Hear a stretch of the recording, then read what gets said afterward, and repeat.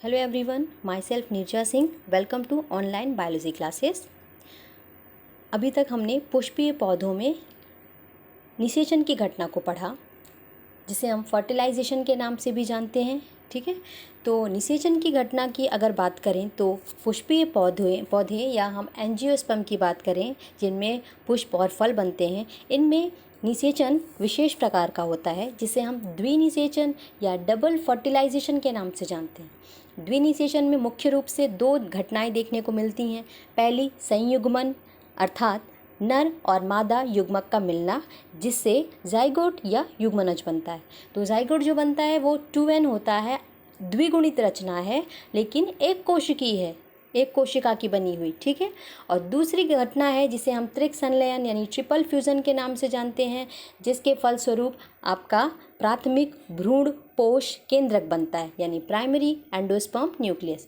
यही प्राथमिक भ्रूण पोष केंद्रक आगे चल करके भ्रूण पोष बनाता है, और यह भ्रूण पोष बढ़ते हुए भ्रूण को भोजन देने के कार्य में आता है। ठीक है, तो इस लेक्चर में हम जाइगोट युग्मनज से भ्रूण के विकास को पढ़ेंगे, और भ्रूण का विकास हम द्विबीजपत्री पौधे में पढ़ेंगे। तो आज का जो लेक्चर है वह द्विबीजपत्री पौधों में भ्रूण का विकास, इससे संबंधित है। Development of embryo in dicot plant. तो सबसे पहले जैसा कि आपको बताया कि संयुग्मन जो है, इसके तहत बनता क्या है, युग्मनज यानी जाइगोट है।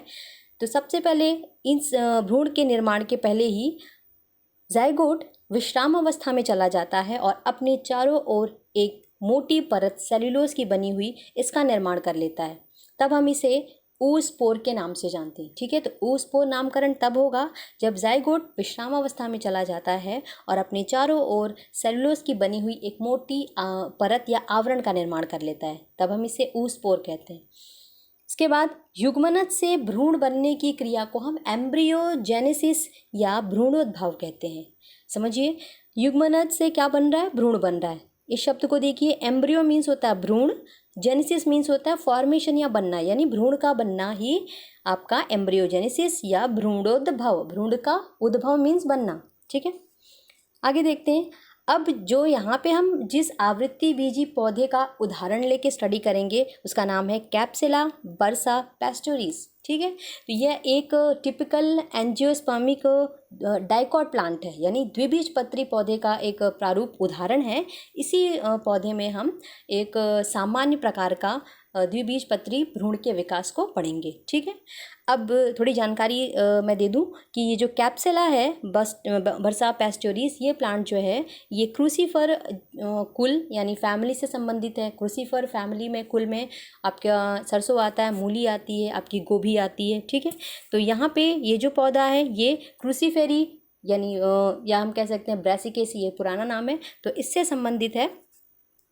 इसके बाद यहाँ पर जो भ्रूण का विकास है, भ्रूणीय परिवर्धन जिस प्रकार का है उसे हम ओनाग्रेट या क्रूसीफर प्रकार का भ्रूणीय विकास कहते हैं। ठीक है, अब ये कैसा होता है, तो आपके जो पौधों में भ्रूणीय विकास ये 5 प्रकार का लिखा जाता है, उसी का एक टाइप है ये आपका ओनाग्रेड या क्रूसीफर, जो कि बहुत ही सामान्य प्रकार का भ्रूणीय विकास है जो द्विबीजपत्री पौधों में पाया जाता है। ठीक है, तो इसका अर्थ समझ लीजिए। यहाँ पर ओनाग्रेड टाइप में क्या होता है, अभी आप देखेंगे नीचे के डिस्क्रिप्शन में कि जाइगोट, एक कोश की जाइगोट इस प्रकार से अनुप्रस्थ विभाजन द्वारा, यानी अभी ये एक कोशिका थी, बीचों बीच एक विभाजन होता है, अगर बीचों बीच हुआ तो उसे अनुप्रस्थ विभाजन कहते हैं, ट्रांसवर्स। यहाँ पे विभाजन के फलस्वरूप यहाँ 2 कोशिकाएं बनेंगी। ठीक है, तो यहाँ 2 कोशिकाएं, एक अंतस्थ कोशिका कही जाती है और दूसरी आपकी कही जाती है बेसल यानी आधारी कोशिका। ये आधारी कोशिका बनती है और एक अंतस्थ कोशिका। तो आपके ओनाग्रेड प्रकार के भ्रूणीय विकास में आपकी आधारी कोशिका, जिसको हम सस्पेंसर या निलंबक कोशिका भी कहते हैं, इसमें इसका भ्रूण के बनने में या तो नाम मात्र का बहुत कम ही योगदान होगा या तो बिल्कुल भी योगदान नहीं होगा। ठीक है, तो ओनाग्रेड या क्रूसीफर प्रकार के भ्रूणीय विकास में क्या होता है, जो आधारी यानी बेसल सेल होती है, निलंबक कोशिका होती है, इसका भ्रूण के विकास में, भ्रूण के बनने में कह सकते हैं, भ्रूण के बनने में या तो बहुत कम ही योगदान होता है या बिल्कुल नहीं होता है। ठीक है, तो इस प्रकार का भ्रूणीय विकास हम देखेंगे, और अंत में हम देखेंगे एक परिपक्व जो भ्रूण बना होगा उसमें ये इस प्रकार से रचना आपको दिखेगी। जो बीज पत्र होंगे वो इस प्रकार से नीचे की ओर आपको मिलेंगे, यानी मेन जो अक्ष होता है, शीर्ष जो है वो नीचे की ओर झुक जाता है अंत में। ठीक है, ये आप अभी डिस्क्रिप्शन शुरू करेंगे तो आपको पता चलेगा। ठीक है, अब हम स्टेप बाय स्टेप किस प्रकार से युग्मनज से का विभाजन होता है और एक मैच्योर परिपक्व भ्रूण बनेगा, एम्ब्रियो बनेगा, उसे पढ़ेंगे। तो सबसे पहले क्या हुआ, सबसे पहले जिसे हम oospore कहते हैं। ठीक है, अब यह आकार में कुछ बड़ा हो जाता है और इसमें विभाजन अनुप्रस्थ होगा। अनुप्रस्थ मीन्स होता है इस प्रकार से बीचों बीच। ठीक है, इसे हम अनुप्रस्थ यानी ट्रांसवर्स डिवीजन कहते हैं। तो ये आपकी जाइगोट यानी oospore की कोशिका थी। ये जाइगोट कैसा होगा, यहाँ पे 2n और एक कोशिकी। ठीक है, ये आपके नर और आपके मादा युग्मक के मिलने, ये भी एन था, ये भी एन था, इसके मिलने से जो रचना बनी ये 2n बनी। ठीक है, तो यहाँ पे जाइगोट कैसा है, 2n है लेकिन एक कोश की रचना है। तो यहाँ पर सबसे पहले क्या होता है, जाइगोट जो होता है ये आकार में थोड़ा बड़ा हो जाता है। ये आकार में बड़ा हो गया। अब इसके बीच में मध्य से ही क्या हुआ, विभाजन हुआ, अनुप्रस्थ विभाजन, जिसके फलस्वरूप दो कोशिकाएं बनी। एक नीचे की ओर जो कि मैंने लिख रखा है यहाँ पे बीजांड द्वार की ओर। अगर आपको डायग्राम याद हो इस प्रकार से, ये बीजांड का डायग्राम है। ठीक है, यहाँ पर आपका बीच में भ्रूण कोश होगा और यहाँ पर जो जगह खाली यहाँ वाला भाग है इसे हम बीजांड द्वार कहते हैं। इसके ठीक विपरीत द्वार यहाँ पे जो भाग है इसे हम निभाग द्वार कहते हैं। ठीक है, ये निभाग, ये बीजांड, ये दोनों जो आपकी पोजीशन है इसे ध्यान रखिएगा। ठीक है, तो यहाँ पे जो कोशिका बनती है बीजांड द्वार की ओर उसे आधारीय कोशिका या बेसल सेल कहते हैं। नाम बहुत इंपॉर्टेंट है, टर्म्स बहुत इंपॉर्टेंट है, ध्यान से सुनिएगा। तो आधारीय कोशिका ये कहाँ बनती है, बीजांड द्वार की तरफ नीचे की ओर। और ये जो ऊपर बनी है इसे हम अंतस्थ कोशिका या अनुलंब भ्रूणीय कोशिका के नाम से जानते हैं। इंग्लिश में इसे हम टर्मिनल सेल कहते हैं। ठीक है, तो इसके कई सारे नाम हो गए। आपकी आधारीय कोशिका को हम सस्पेंसर या निलंबक, इसे निलंबक कोशिका भी कहते हैं। ठीक है, तो ये आधारी कोशिका के और क्या क्या नाम हो गए, एक तो बेसल सेल इंग्लिश में, और सस्पेंसर सेल या हम इसे निलंबक कोशिका कहते हैं, जो कि बीजांड द्वार के तरफ बनी है। अब ये ऊपर की ओर यानी निभाग द्वार की तरफ जो बनी ऊपर की ओर उसे भ्रूणीय कोशिका, अंतस्थ कोशिका या टर्मिनल सेल कहते हैं। ठीक है, तो सबसे पहले अब क्या होता है, ये जो आधारी कोशिका थी इसमें एक और अनुप्रस्थ विभाजन होगा। किसमें, आधारी कोशिका में अनुप्रस्थ विभाजन। तो यहाँ पे इसकी कंडीशन देखिए, ऐसा डायग्राम मिलेगा, यानी अनुप्रस्थ विभाजन के फलस्वरूप आधारी कोशिका दो में बट गई, ये और ये नीचे वाली। ठीक है, और सेम ऊपर में क्या होता है, इस प्रकार से अनुलंब विभाजन होता है, खड़ा वर्टिकल डिवीजन होगा इसमें, यानी नीचे वाली कोशिका में अनुप्रस्थ विभाजन और अंतस्थ कोशिका यानी भ्रूणीय कोशिका में इस प्रकार से खड़ा विभाजन या अनुलंब या वर्टिकल डिवीजन होता है, इस प्रकार से।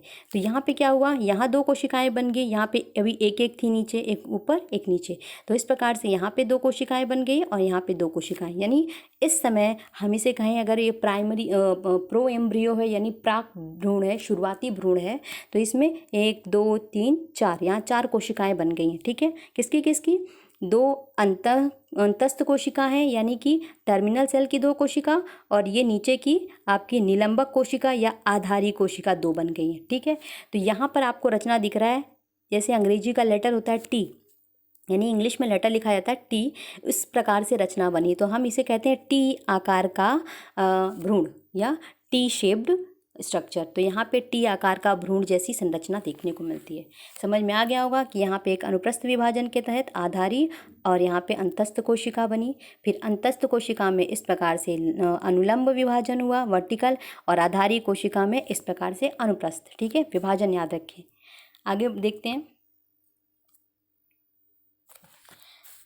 नेक्स्ट, आधारी कोशिका एक अनुप्रस्थ विभाजन द्वारा तथा यही चीज़ मैंने यहाँ पे लिखी हुई है कि आधारी कोशिका अनुप्रस्थ विभाजन द्वारा और अंतस्थ कोशिका अनुलंब यानी वर्टिकल इस प्रकार से विभाजन द्वारा विभाजित होती है, और टोटल 4 कोशिकीय बाल भ्रूण बनता है जो कि टी आकृति का होता है। ये आपको अभी डिस्कस कर लिया हमने।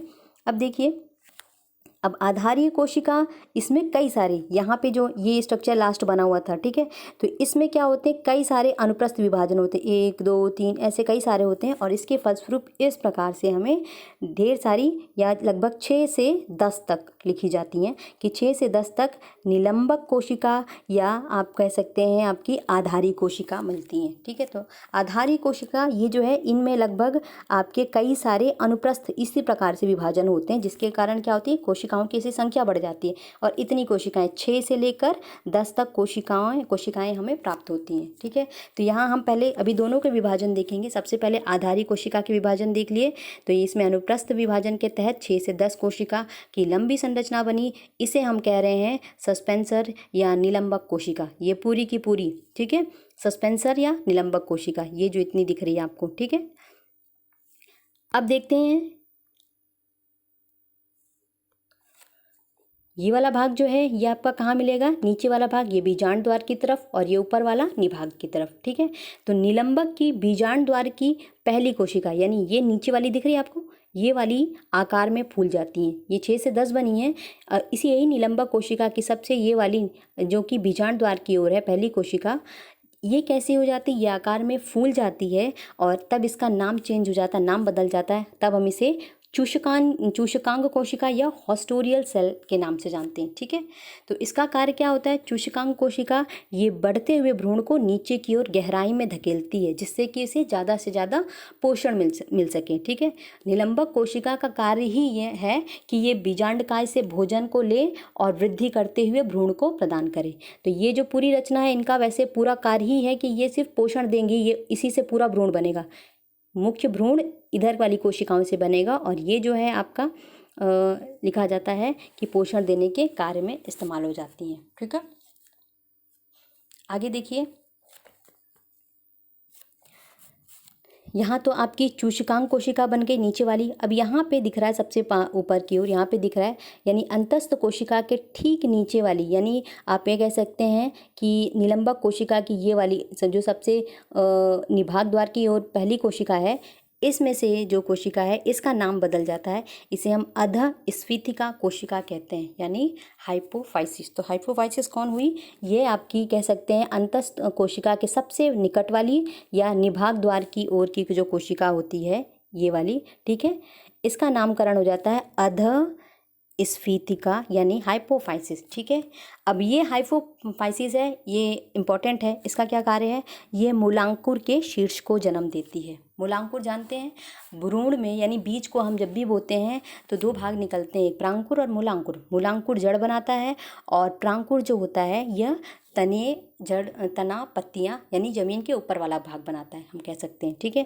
तो आप जानते हैं कि जड़ के सबसे नीचे की ओर यानी शीर्ष वाला भाग जो ज़मीन के अंदर रहता है, उसमें एक टोपी जैसी रचना पाई जाती है जो कि जड़ को के शीर्ष को घिसने से, रगड़ खाने से सुरक्षा करती है उनकी कोशिकाओं की, उसे हम मूल गोप या रूट कैप कहते हैं। तो यहाँ पे जड़ की जो शीर्ष होता है वो कौन बनाता है, ये आपकी अध स्फीतिका हाइपोफाइसिस जो है ये निर्माण करती है, ठीक है। तो इनका क्या कार्य हो गया, ये मूलांकुर के शीर्ष कह लें या हम सीधे कहें कि मूल गोप का निर्माण करती हैं, ठीक है। आगे देखते हैं, अब अंतस्थ कोशिका में एक अनुप्रस्थ विभाजन होता है जिसके कारण 4 भ्रूणी कोशिका बनती हैं। आप ये डायग्राम देखिए, यानी अभी तक हमें ये वाला डायग्राम देखिए इतना प्राप्त हुआ। अब ये जो इतनी जो अंतस्थ कोशिका थी इसमें एक अनुप्रस्थ विभाजन हो जाता है, ठीक है।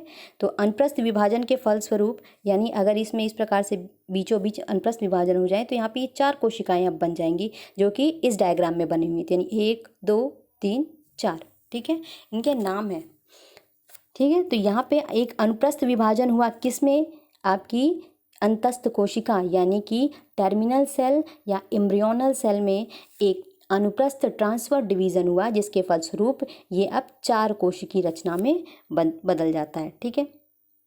तो अब हम इसे कहेंगे 4 सेल्ड स्टेज या चतुष्क अवस्था। चतुष्क इसलिए क्योंकि अंतस्थ कोशिकाएं अब कितनी हो गई संख्या में, 4, ठीक है। तो ये 4 भ्रूणी कोशिकाएं बन जाती है। अभी आपने पढ़ा नीचे जो निलंबक हैं इनमें अब विभाजन नहीं हो रहा, अब इनका विभाजन कंप्लीट हो चुका है। अब विभाजन आपको मिलेगा अंतस्थ कोशिकाओं में, इन कोशिकाओं में विभाजन होगा, ठीक है, इसके तहत भ्रूण का निर्माण होगा।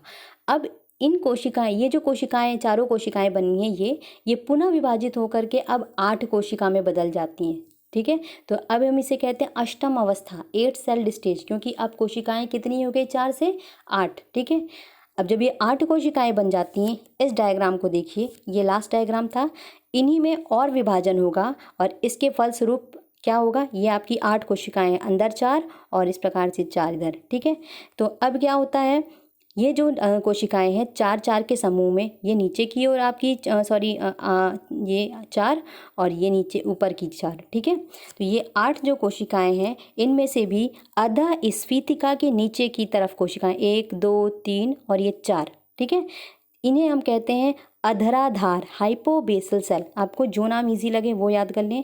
हाइपोबेसल यानी कि आपकी, हाइपो मीन्स होता है बेसल, यानी कि आप कह सकते हैं कि आधारी कोशिका के आपके नीचे की ओर कोशिका ये। ठीक है, तो ये नीचे की ओर ये कोशिका जो है यहाँ पे बनी है, तो इसे हम कहते हैं अधराधार, अधरा यानी हाइपोबेसल सेल। तो ये हो गई जो 4 नीचे की हाइपोबेसल, और यहाँ ऊपर की जो 4 बची इसे हम इपीबेसल कहते हैं। ये किसके ऊपर हैं, बेसल यानी आधारी कोशिका के ऊपर की ये जो 4 बन गई हैं 4, इसे हम कहते हैं अध्याधार। ठीक है, तो ये जो 8 कोशिकाएं बनी, ये 4-4 के समूहों में अलग हो जाती हैं, इसे कहते हैं ऊपर वाली कोशिकाओं को अध्याधार यानी इपीबेसल, इपी मीन्स होता है ऊपर। ठीक है, और ये जो है आपकी नीचे की ये जो 4 हैं, इसे अधराधार हाइपोबेसल सेल कहते हैं। ठीक है, आगे से हम नाम यूज़ कर रहे हैं हाइपोबेसल और इपीबेसल। ठीक है, तो ये आपकी कोशिकाएं यानी भ्रूणी कोशिकाएं, ये अंतस्थ कोशिकाएं, ये 8 के समूह बनाती हैं, जिसमें से 4 को हम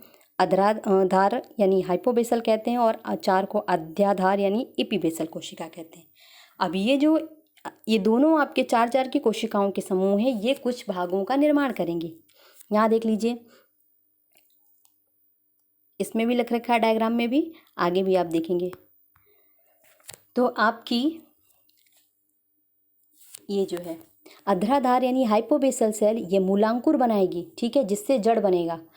उसके बाद दूसरा बीज पत्राधार हाइपोकोटिलिडन। ठीक है, हाइपोकोटाइल। ठीक है, तो हाइपोकोटिल क्या है, हाइपो मीन्स होता है नीचे, और कोटिल शब्द का मतलब होता है बीज पत्र, कोटिलिडन यानी बीज पत्र के नीचे का जो भाग होता है उसे बीज पत्राधार यानी बीज पत्र के नीचे का भाग, आधार नीचे वाला भाग बीज पत्राधार कहलाएगा। तो ये कौन कोशिका बनाएंगी, ये हाइपोबेसल सेल बनाएंगी, मूलांकुर का निर्माण करेंगी और बीज पत्राधार का, हाइपोकोटाइल का। ठीक है, आगे देखिए, अब इपीबेसल सेल है, ये बनाएंगी 2 बीजपत्र, क्योंकि द्विबीजपत्री पौधे पड़ रहे हैं तो यहाँ बीजपत्र संख्या में 2 बनेंगे। इसके बाद बीज पत्रों पर एक इपिकोटिल यानी इपिकोटाइल का मतलब क्या होता है, बीजपत्र के ऊपर का स्थान, इपी मीन्स होता है ऊपर, तो यहाँ पे होगा बीजपत्र के ठीक ऊपर के स्थान को एपिकोटाइल कहेंगे, तथा प्रांकुर। तो यहाँ पे इपीबेसल सेल यानी कि आपका अध्याधार कोशिकाएं, ये क्या बना रही हैं, बीजपत्र बना रही हैं, बीज पत्रों पर एक एपिकोटाइल और प्रांकुर यानी प्लूम्यूल का निर्माण कर रही हैं। ठीक है, ये प्रांकुर जो है ये आगे चल करके तना पत्तियां आगे का निर्माण करता है। ठीक है, यानी हम कह सकते हैं कि जमीन से ठीक ऊपर में जो भी भाग आपको दिखाई देते हैं वो सभी प्रांकुर बनाएंगे। ठीक है, आगे बढ़ते हैं। 8 कोशिकीय ये जो प्रोएम्ब्रियो, जिसे हम प्राक भ्रूण कहते हैं, प्रोएम्ब्रियो यानी शुरुआती वाला भ्रूण जो अभी मैच्योर नहीं है, परिपक्व नहीं है। ठीक है, ये पुनः विभाजित हो जाता है, यानी अभी विभाजन चलते रहता है, कंटिन्यूस रहता है, और 8 कोशिका वाला भ्रूण अब ये 16 कोशिकीय भ्रूण बन जाता है। अब ये ऐसा दिखता है इस प्रकार से गोल, तो हम इसे कहते हैं ग्लोब्यूलर एम्ब्रियो या भ्रूण। ग्लोब्यूलर का अर्थ होता है गोल। ठीक है, राउंड। तो ये देखिए इस प्रकार से यहाँ पे ये 16 कोशिकाएं बन जाती हैं, इसे 16 कोशिकीय अवस्था कहते हैं भ्रूण की, और इसे हम ग्लोब्यूलर स्टेज के नाम से जानते हैं, ग्लोब्यूलर एम्ब्रियो। इम्पॉर्टेंट है, कई परीक्षा के उद्देश्य से बहुत इंपॉर्टेंट है, कई सारी परीक्षाओं में पूछा जाता है। ठीक है, कि ग्लोब्यूलर एम्ब्रियो किस में बनता है, तो ये आपका, और इसके बाद की दोनों बहुत ही इंपॉर्टेंट है। तो ये आपका ग्लोब्यूलर एम्ब्रियो जो है 16 कोश की भ्रूण है, जो इस प्रकार से राउंड होता है, जिसमें आपकी कई सारी कोशिकाएं यानी 16 कोशिकाएं होती हैं। बाकी ये नीचे की जो रचना है, इनके नामकरण सेम है। ये पूरा निलंबक है, ये आपकी नीचे की वही सेम कोशिका रहेगी, चूषक कोशिका, और ये वाली जो है इसे हम अधस्फीतिका यानी, ठीक है। आगे बढ़ते हैं। नेक्स्ट है आपका अब ये 16 कोशिकीय जो भ्रूण है ये विभाजित होकर 3 स्तरों का निर्माण करेगा। ये इस डायग्राम से आप समझिए, ठीक है। इसमें अब क्या होता है, विभाजन लगातार बढ़ते रहता है, यानी पुनः विभाजन अभी चलता है और इसके फलस्वरूप ये 1, 2 और 3 परतों का निर्माण होता है। जिस प्रकार से आप जंतुओं में पढ़ते हैं कि विभिन्न जनन परतें होती हैं, इसी से शरीर के सभी अंगों का निर्माण ऊतकों का होता है, ठीक उसी प्रकार से पौधों में भी कुछ परतें होती हैं, जनन परतें, ठीक है। यही क्या करेंगे, पौधे के संपूर्ण ऊतकों का, कोशिकाओं का निर्माण करेंगे, ठीक है। तो ये 3 आपकी परतें बन जाती हैं, जिससे हम सबसे बाहर वाली जो आपको दिख रही है इसे हम कहते हैं डर्मेटोजन, ठीक है, त्वचाजन, इसकी शुद्ध हिंदी है त्वचाजन। दूसरा मध्य में बीच वाला जो आपको इस डॉट डॉट से बनाया है इसे वल्कुटजन, पेरिबेलम कहते हैं। और सबसे आंतरिक जो वाला जो भाग है आपका ये, इसे हम कहते हैं रंभजन यानी कि प्ल्यूरोम, ठीक है। तो यहाँ पे 3 स्तर बन जाते हैं, एक बना है आपका डर्मेटोजन, दूसरा वल्कुटजन और तीसरा रंभजन। तो अब देखिए ये तीनों परतें किस किस का निर्माण करेंगी। तो डर्मेटोजन आपने जब भी किसी पौधे का ट्रांसवर्स यानी कि अनुप्रस्थ काटते हैं तो सबसे बाहर की ओर आप क्या देखते हैं, इस प्रकार से बाह्य त्वचा यानी एपिडर्मिस होती है। सबसे बाहर कौन सी परत पाई जाती है, एपिडर्मिस यानी बाह्य त्वचा। तो ये जो है आपकी डर्मेटोजन, ये बाह्य त्वचा का निर्माण करेंगे, यानी पौधे के सबसे बाहर की जो परत होगी, ठीक है, उसका निर्माण करेंगे। इसके बाद वल्कुटजन, ये वल्कुट का निर्माण करती है, बीच वाला भाग जो होता है, ठीक है, कॉर्टेक्स।